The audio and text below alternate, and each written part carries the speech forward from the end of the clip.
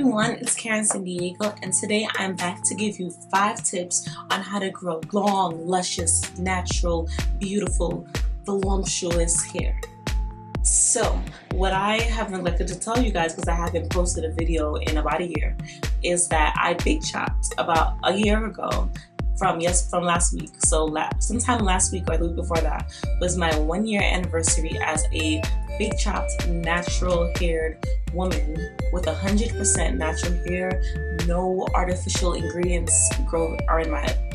So because when I big chopped, just to give you a little bit of a backstory, the day I big chopped, literally that same day, I started making a wig so that I can just put it on, and I never even let it be seen to the real world that I had cut off all my hair because I didn't feel comfortable. I didn't know what to do. I wanted some more length and I wanted some time to really figure out what it was that my hair needed. And there's nothing wrong with that. So right now I have a pineapple. So that's why my hair looks like it's all up here, but in reality my hair is about up to here. I haven't straightened it yet, so I don't know for sure if it's only this length, but this is how long it is when I just pull it to see how long it is. So let's just get right into this video now that you know everything you need to know about my hair. So the first thing that you need to know, the #1 rule when growing out long natural hair is be patient. This isn't going to happen overnight. You're not going to just wake up one day after big chopping and have 20-inch hair and be swinging your hair everywhere. It doesn't work that way. It's not going to go overnight. For me, I did get armpit length in a year. A year, well, while it may seem like a little bit of time, that's a long time of me not knowing what to do with my hair and only now becoming comfortable with the length of my hair. Some people, it takes a lot longer than that. So get to where I've gotten, some people it takes 3 years, 4 years, some people only a few months. You never know what your hair is going to do because once you big chop, you don't know your hair anymore. The hair you thought you knew when your hair was relaxed is not the hair that grows in your head anymore. And you have to take the time to actually get to know it again and figure out what exactly your hair does. So all of this is a trial and error process. You're going to really just have to be patient with getting to know your hair, getting to know what products you need, getting to know how long it takes to grow, getting to know how soft it is, how coarse it is, what texture your hair is, 4A, 4B, 4C, 3A, 3C, blah, blah, blah, blah. You don't know because your hair when it was relaxed is not your hair anymore. So now you need to learn what you're working with. So be patient. The #2 thing I think is important when washing your hair is something that people tell you you don't need to do. And that's simply washing your hair. People tell you not to wash your hair, but you need to wash your hair. You need to make sure that your hair is clean.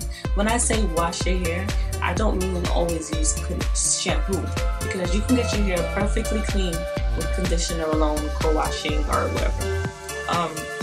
But yeah, you don't need to use shampoo if you don't want to. For me, personally, I use shampoo every other week, and every week I wash my hair with conditioner. So 1 week will be just conditioner, next week conditioner, shampoo. 1 week conditioner, next week conditioner, shampoo. That is what works for my hair. Does that mean that's going to work for your hair? No, doesn't mean that. You need to do trial and error to figure out what your hair needs. Some people do it every other month. Some people go a whole month without using shampoo and then use the shampoo once and then go a whole other month again because that's what works for their hair. How do you know what works for your hair? Try it. Just try it. Nothing's gonna happen. Just try it, see what works, see what doesn't work. And as you keep going, you learn, you live, you learn. It's all good. So, #3, I think is important, and that's moisture. I think it's important. Moisture is very important when it comes to natural hair. Reason being, a little lesson about hair in general, is that as you go further down the hair scale, so from, I don't know if it starts at 1A or whatever and ends at 4C, you're gonna get a hair that goes from being very straight, like typically people of Asian descent have extremely straight hair that does not curl, going to 4C hair, which does not curl but instead it's kind of jagged, which causes the coarse texture. As you go further down the scale, the hair scale, it's how much more that person's hair is going to need moisture.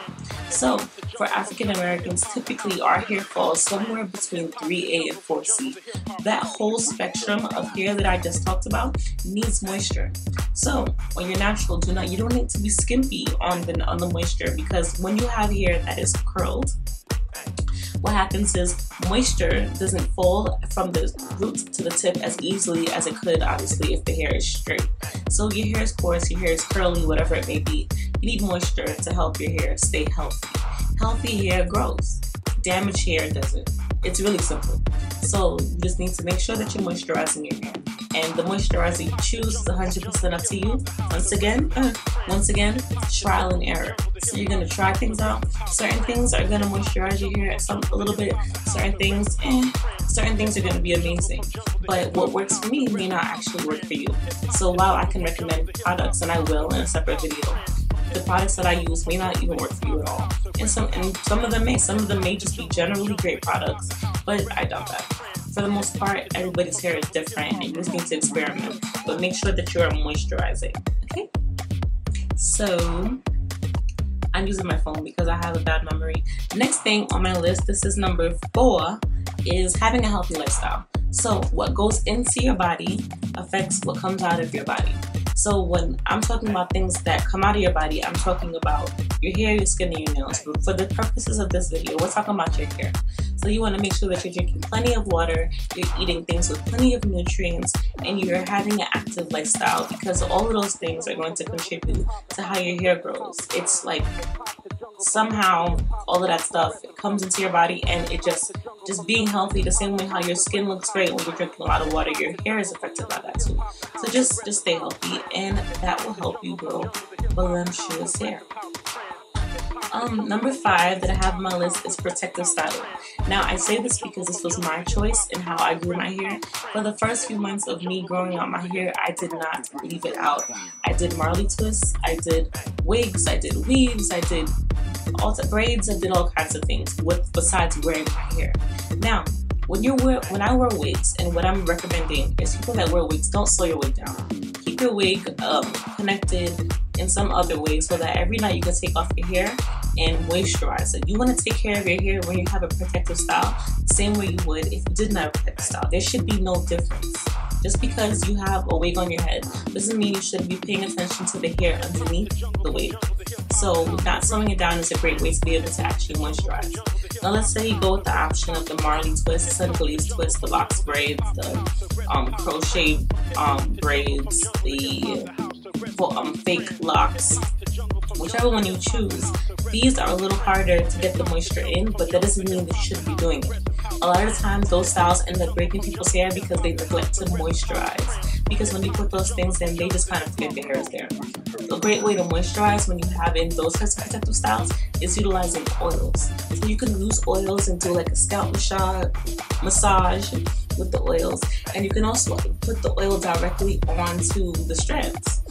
If you have a style like Marley twist, it'll be easier to actually wash the hair, because with Marley twist you don't really care if the hair starts to look jagged, or with the locks you don't care if the hair starts to look jagged, because that's kind of the point. You want it to look real.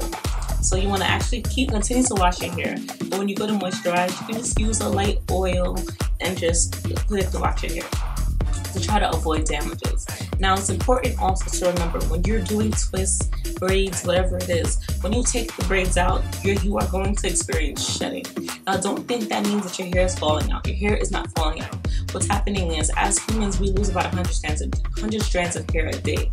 So now when you have in those twists, your hair isn't falling because they're just getting stuck in the twist and they're there.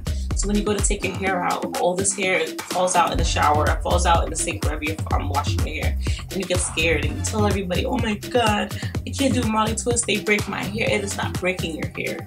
The hair that was supposed to fall is now falling because your hair is free. That's all.